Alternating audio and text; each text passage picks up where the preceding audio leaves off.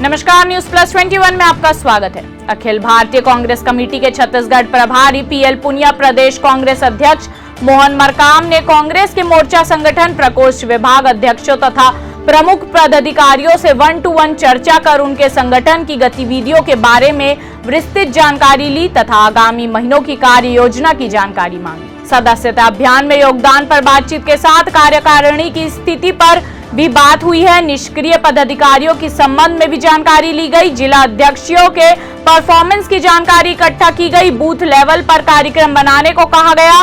मोर्चा प्रकोष्ठ की बैठक ली गई है, क्या कुछ चर्चाएं हुई, क्या कुछ निष्कर्ष निकला है?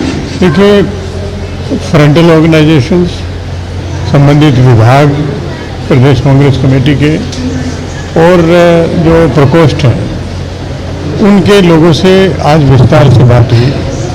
क्या उनकी रणनीति है, किस तरह से वो 2023 के चुनाव के लिए तैयारी किए हुए हैं, क्या उनको काम पूरा करना है, उनको आवश्यक निर्देश भी दिए गए। तो इस तरीके से काफ़ी महत्वपूर्ण बैठक थी जिसको सभी लोगों ने अटेंड किया और दिशा निर्देश लेके गए। देखिए, ये भी 2023 के चुनाव से पहले कोऑर्डिनेशन कमेटी, समन्वय समिति की बैठक है जिसमें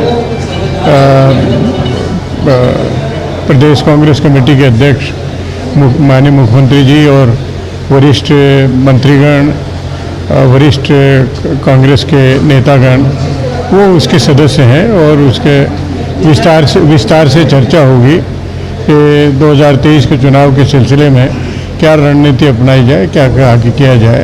तो उसी रूपरेखा तय करने के लिए वो बैठक भी बुलाई गई। महिला कांग्रेस से महंगाई को लेकर आंदोलन करने को कहा तथा महिलाओं से संबंधित मुद्दों को लेकर जनता के बीच जाने का निर्देश दिया गया है। असंगठित मजदूर कांग्रेस को मजदूरों में कांग्रेस सरकार की योजना पहुंचाने को कहा गया। आगामी विधानसभा चुनाव को देखते हुए कांग्रेस लगातार कमर कस रही है। ऐसे ही तमाम जानकारी के लिए देखते रहिए न्यूज प्लस 21, आपके हक की बात।